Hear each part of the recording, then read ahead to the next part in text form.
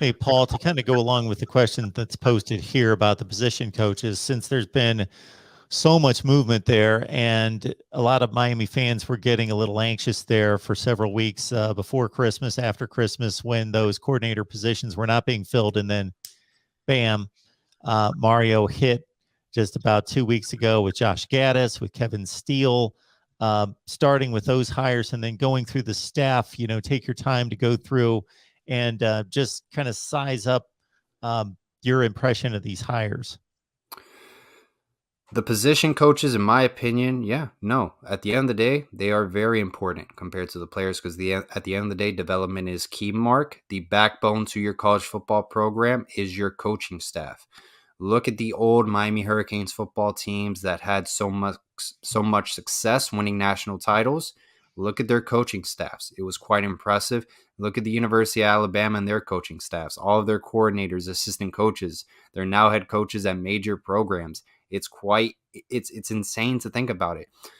If you have a strong coaching staff, that's going to be a formula for development, and your players will succeed at the collegiate football level. If you provide the appropriate coaching staff who can develop the players you have, and then once you're done with the players that you inherited from the previous coaching staff, you'll go out and evaluate and get the high school football players or transfer portal players that you want and think will fit well in your college football program. And you're just going to get better and better every single season.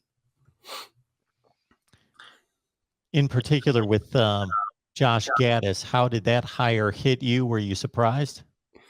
Mark, I was completely surprised.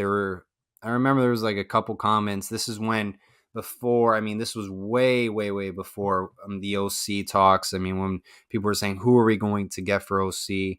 And someone would comment Josh Gattis. I'm like, we're not getting Josh Gattis. You can forget about that. If we do get Josh Gattis, I will thoroughly apologize. And I'm here, Mark. I apologize to the individual I told that we were not getting Josh Gattis. It was a pipe dream. I woke up the next morning. It was fairly late because I was up late the night before. And I had to really rub my eyes a little bit when I saw the news that the Miami Hurricanes had hired Josh Gattis as offensive coordinator. We just got the Broyles Award winner. This is the top assistant coach in the nation, Mark. He took Michigan, who did not have a good quarterback by any means with McNamara, all the way to the college football playoffs. He was the co-OC at Alabama as well. This was a phenomenal hire. I honestly think this was 10 out of 10. I'm excited to see what he can do at the University of Miami with one of the best returning quarterbacks in the nation in Tyler Van Dyke.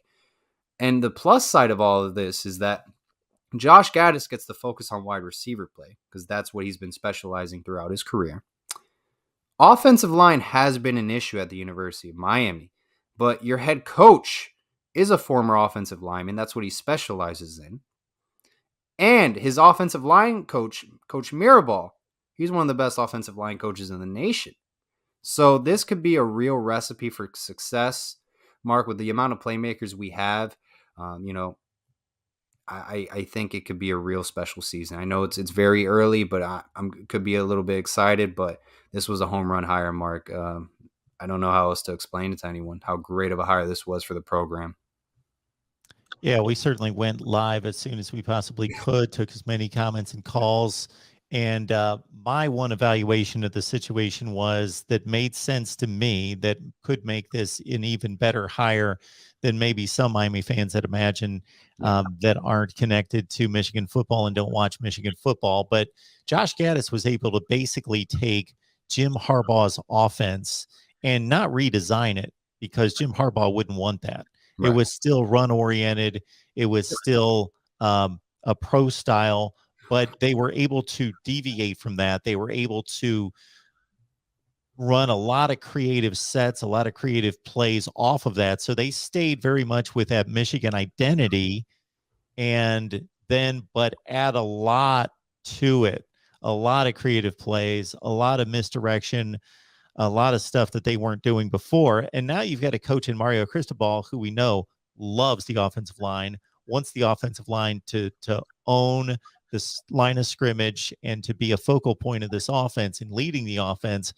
So I see where Josh Gattis could say, hey, this is what we did at Michigan, kind of apply a lot of those concepts because he's going from a run first, tough minded, we want to beat you into the ground style offense, but Yeah. was creative with it.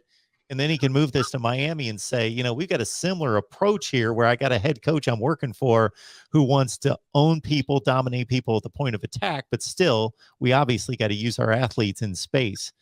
So it could be a Yes. good thing. Mark, no doubt about it, Josh Gattis runs a ground and pound attack. Uh, Wide receivers are going to have to create separation when throwing the football. I'm excited because this is what he specializes in wide receiver play. I think we have a good, solid core of young wide receivers who a lot of them are speedsters. Frank Latson, I think we've identified him as our outside wide receiver, which is what we needed this upcoming season. But we have a lot of playmakers at wide receiver. We have the best quarterback in the nation to a certain extent coming back. People can debate CJ Stroud, um, Bryce Young. Down at Alabama. I really think if everything clicks, our O-line is going to get better. Our wide receivers excel. And Frank Latson becomes the transfer portal player, that 5-star recruit out of South Dade High School that we all expected. With Tyler Van Dyke excelling from this past season, with the development of quarterbacks coach Frank Ponce helping him, this could be really a nice recipe for success, Mark. I really do believe that.